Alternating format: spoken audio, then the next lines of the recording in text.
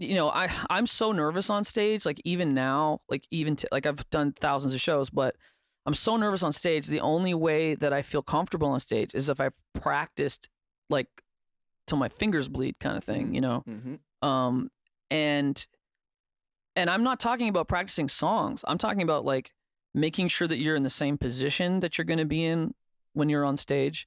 Because there's so many things you can't control at a show, especially when you're on tour, independent tour. You can't control the lighting, you can't control the sound, you can't control the monitoring, you can't control the height of the stage. You can't control anything. So you've got to control all the things that you can control, and that is like if you show up with a USB stick and there's no one to play it, like you've got to be prepared for all these eventualities. So, if I could bring the tough thing for me with the MPC was that I couldn't bring a stand all the time. And that every show was like jury rigging and taping things together to try to get it to the right height. And it was really hard for a long time trying to figure that stuff out because every night was different. But you practice as much as you can. Also, practicing your spiels too, practicing your in between stuff.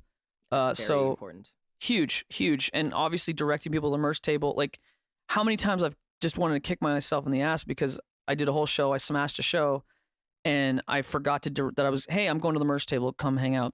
Yeah.